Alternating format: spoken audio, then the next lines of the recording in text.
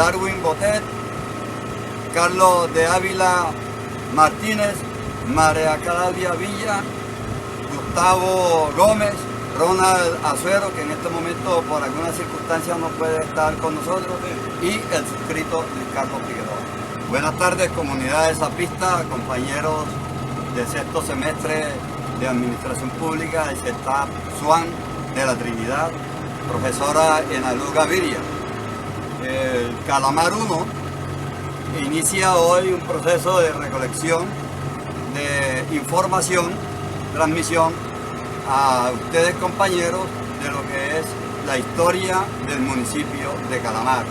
En este momento iniciamos un recorrido por la ribera del río Magdalena, lo que compone los inicios del municipio, la cabecera municipal de Calamar.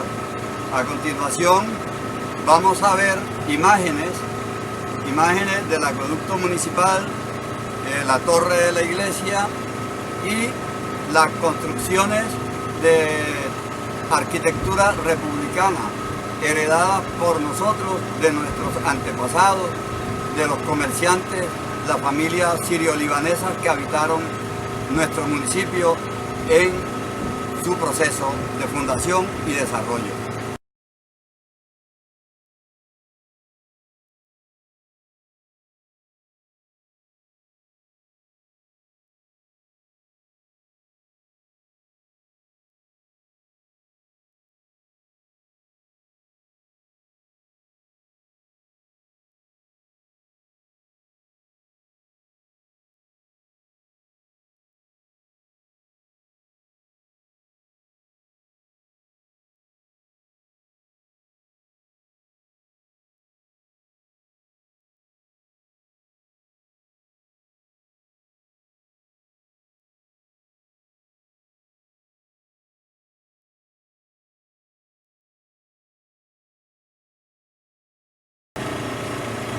Como podemos observar, todos los compañeros guardando las medidas y los protocolos de seguridad, porque estamos en tiempos de pandemia, entonces en medio de las circunstancias que afectan la salud de muchos colombianos, hoy estamos desarrollando este trabajo para la cátedra Proyecto Futuro 1, que está bajo la dirección de la profesora Enalú Gaviria. Calamar limita con el departamento del Magdalena, que está aquí enfrente, por el río del mismo nombre, en el cual estamos en este momento haciendo el presente recorrido. Estamos ahora recorriendo un conjunto de islotes, lo que llaman la isla de los Paters, históricamente conocida así, porque pues, fueron los que colonizaron y tienen el derecho de propiedad sobre esas tierras.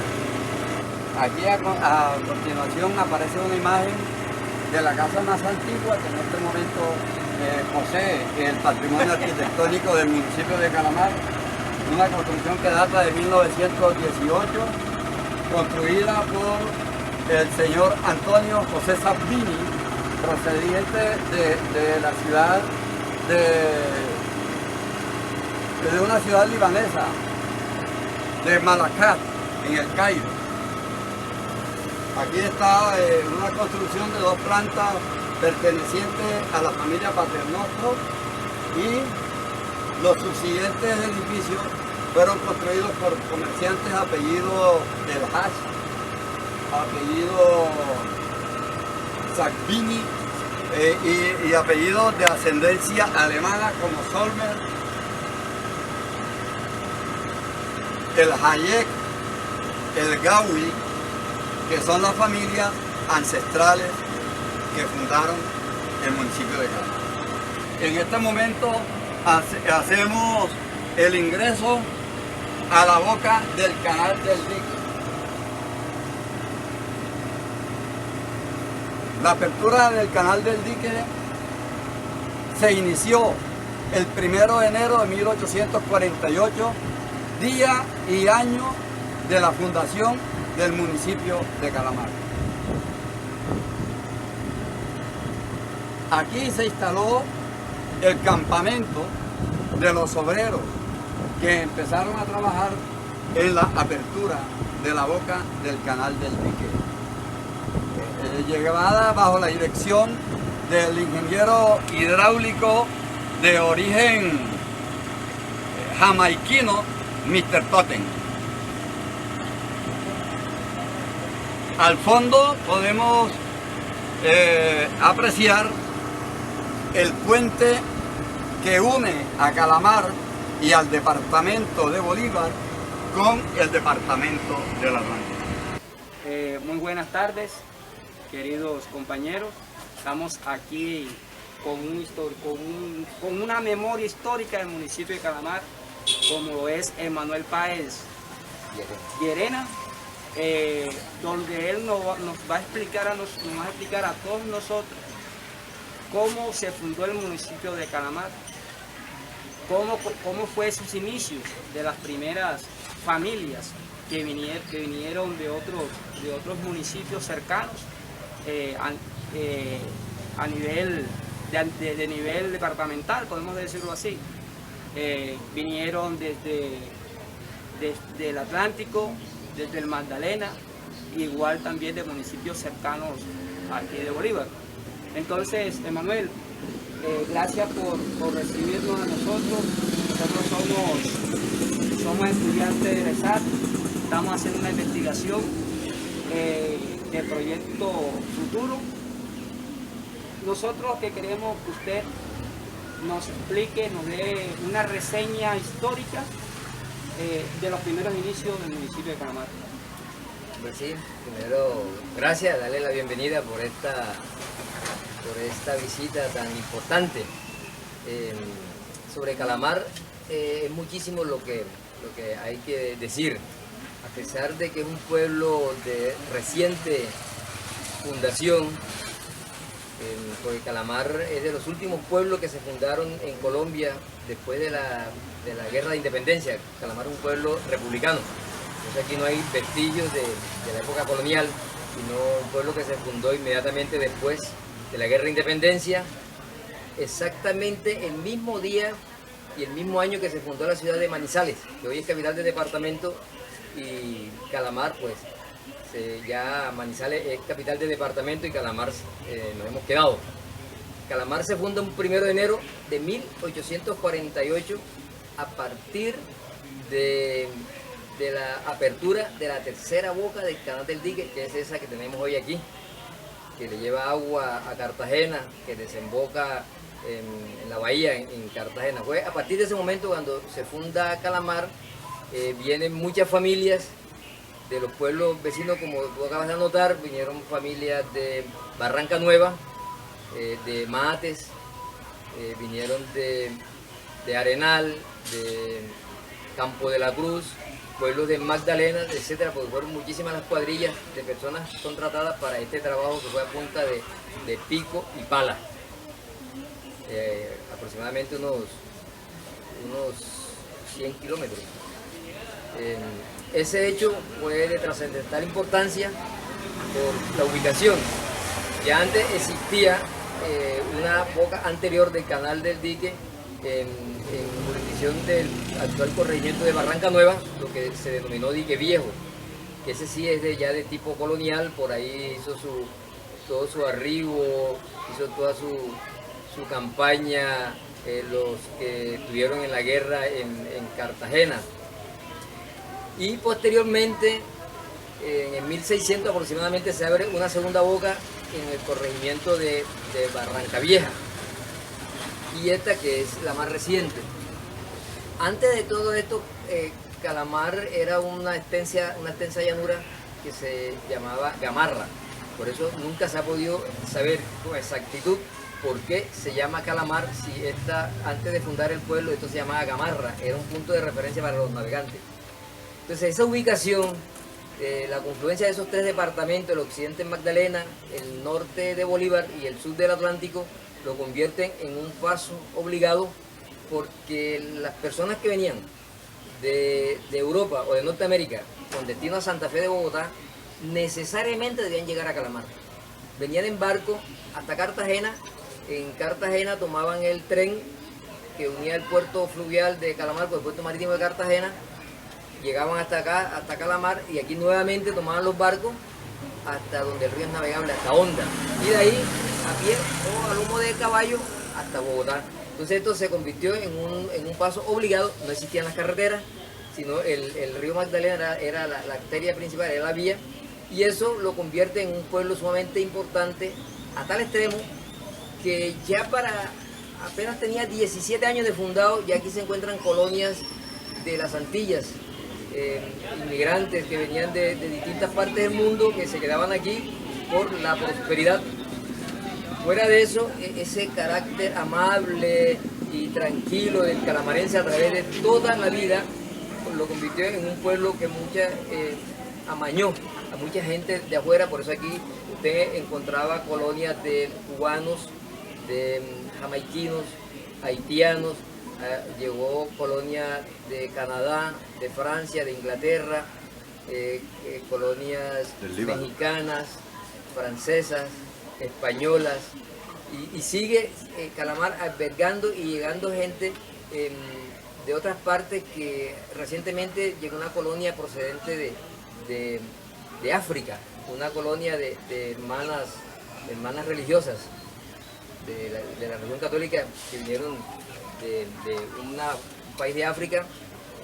Aquí de Calamar llegó a tener un desarrollo tan inusitado que, a pesar de que acá no hay presencia de la minería de petróleo, cuando se inicia la explotación petrolera en Colombia, esas empresas como la Andean National Corporation fija sus raíces aquí, como la Tropical Oil Company también fija sus raíces aquí, sus empresas principales, sus matrices.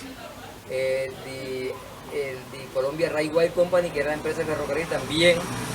Y posteriormente, por allá en el 1919, se inicia la navegación aérea en Sudamérica, en Barranquilla, con la Sociedad Colombo-Alemana de Transporte Aéreo, la SCACTA, y el segundo puerto precisamente es Calamar. Entonces nosotros aquí tuvimos servicio aéreo primero que todos los países de Sudamérica. Tuvimos servicio aéreo primero que Argentina, que Brasil, que Chile, que Uruguay, y a nivel nacional primero que Bogotá, que Medellín, que Cali, tuvimos servicio aéreo. Los vuelos salían de Barranquilla, hacían escala aquí en Calamar, de aquí a Magangué y así sucesivamente hasta Honda. Tanto que en la historia de la aviación de Sudamérica, el primer gran accidente, el primer siniestro aéreo de Sudamérica ocurrió aquí en Calamar. Un avión de los Funker F-13 de la vieja aviación alemana, que fueron adaptados porque no había aeropuerto, eran hidroaviones. Ellos acuatizaban, ellos caían ahí en el río, ahí en el puerto, por donde Solmer, la casa de los Solmer, y ahí los amarraban con la chalupa, y hay fotografías que demuestran ese hecho.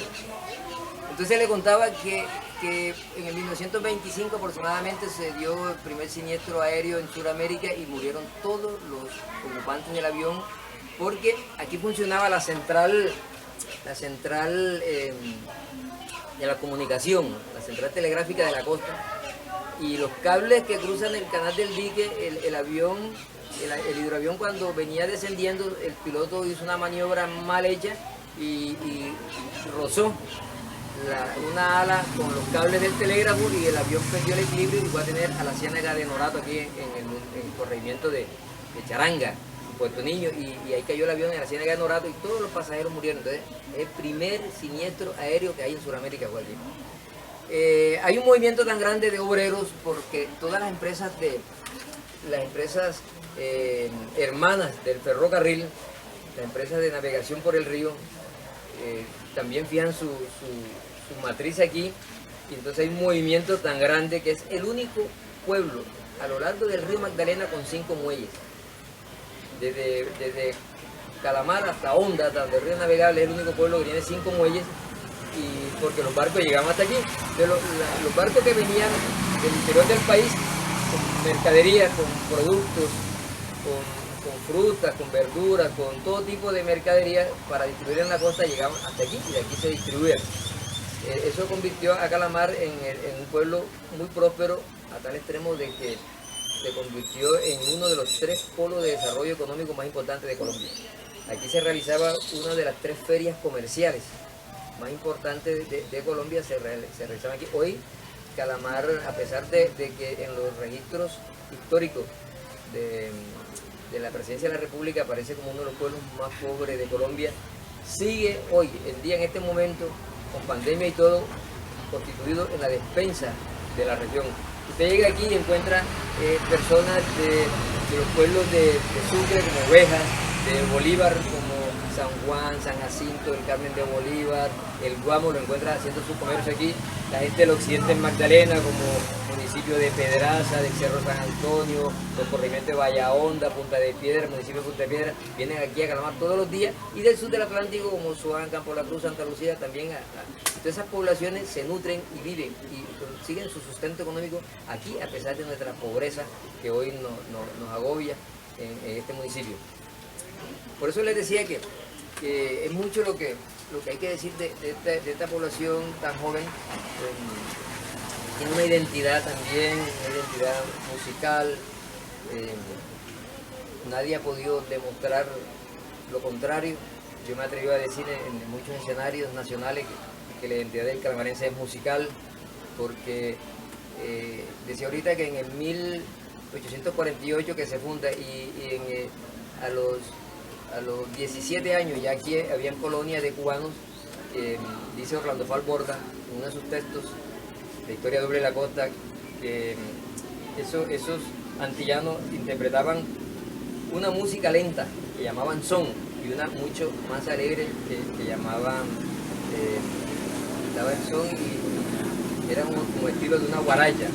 Eso lo encontró Orlando Falborda en las memorias del maestro, el hermano de Agustín Mier, el maestro Adolfo Mier Arias, un famoso personaje del Club de Bolívar. El maestro Adolfo era músico, era boticario y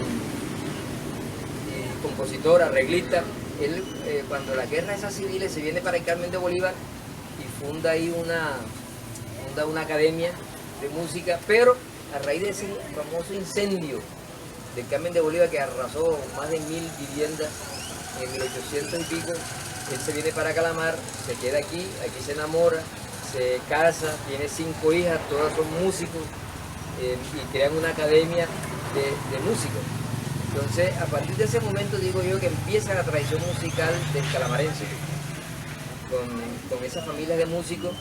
Y después viene el maestro camachicano que venía en las orquestas, porque aquí llegó a haber más de 10 academias de baile y la música era en vivo, no existían los picos.